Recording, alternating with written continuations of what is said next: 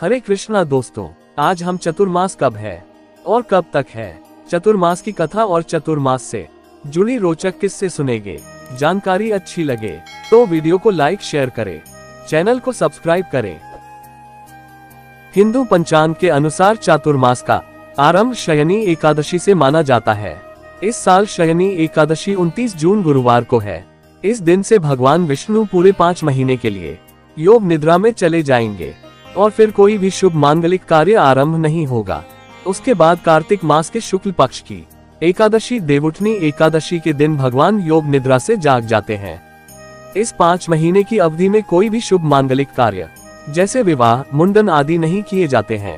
23 नवंबर गुरुवार को देवउठनी एकादशी पर चातुर्मास का समापन होगा। हर साल चातुर्मास सामान्य रूप से हर साल 4 महीने का होता है, लेकिन इस साल ये 5 महीने का होगा। पंचांग के अनुसार इस साल सावन के महीने में अधिक मास लग रहा है। इस बार कुल 8 सावन सोमवार पड़ेंगे। इस प्रकार चातुर्मास का भी 1 महीना बढ़कर 5 महीने का हो जाएगा। इसलिए इस बार भगवान विष्णु 5 महीने तक योग निद्रा में रहेंगे। धार्मिक मान्यताओं में बताया जाता है कि जब भगवान विष्णु निद्रा की अवस्था में होते हैं तो सृष्टि का संचालन भगवान शंकर के हाथ में आ जाता है। यही वजह है कि सावन में भोले बाबा की पूजा की जाती है। हिंदू धर्म में चातुर्मास के दौरान कई प्रमुख व्रत त्योहार पड़ते हैं। इसमें सावन सोमवार, रक्षाबंधन, नागपंचमी, गणेशोत्सव, पितृपक्ष, नवरात्रि सब शामिल हैं।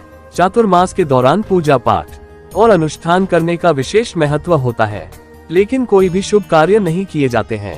इस दौरान शादी, विवाह, मुंडन, जनेऊ, गृह प्रवेश, नया वाहन खरीदना, नई प्रॉपर्टी खरीदना या फिर नया बिजनेस शुरू करने जैसा कोई शुभ कार्य नहीं किया जाएगा।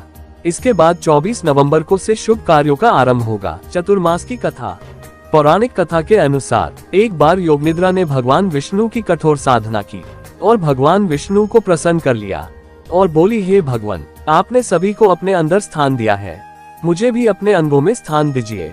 भगवान विष्णु के शरीर में कोई भी ऐसा स्थान नहीं था जहां वह योग निद्रा को स्थान दे सके। उनके शरीर तो शंख, चक्र, शांग धनुष व 80 बाहुओं में अधिष्ठित है। सिर पर मुकुट है, कानों में मकराकृत कुंडल है, कंधों पर पीताम्बर है, नाभि के नीचे के अंग वैंतेय गरुड़ से सुशोभित है। भगवान विष्णु के पास सिर्फ नेत्र ही बचे थे, इसलिए भगवान विष्णु ने योग निद्रा को अपने नेत्रों में रहने का स्थान दे दिया और कहा कि तुम 4 मास तक मेरे नेत्रों में ही वास करोगी। उसी दिन से भगवान विष्णु शयनी एकादशी से लेकर देवउठनी एकादशी तक भगवान विष्णु निद्रा अवस्था में रहते हैं। इसलिए इन 4 मासों को चातुर्मास्य कहा जाता है। इसलिए इस काल को देवताओं के सोने का काल भी कहा जाता है। इसी कारण इन 4 महीनों में कोई भी शुभ कार्य नहीं किया जाता। इन 4 मास में भगवान शिव की पूजा अर्चना होती है। चातुर्मास के सावन में दूध का प्रयोग नहीं करना चाहिए, क्योंकि भगवान शिव का दूध से अभिषेक करना चाहिए। चातुर्मास में भक्तों को भक्ति में मन लगाना चाहिए और ज्यादा से ज्यादा हरे कृष्णा महामंत्र का जप करना चाहिए, क्योंकि चातुर्मास में भगवान के नाम जप करने का बहुत महत्व है।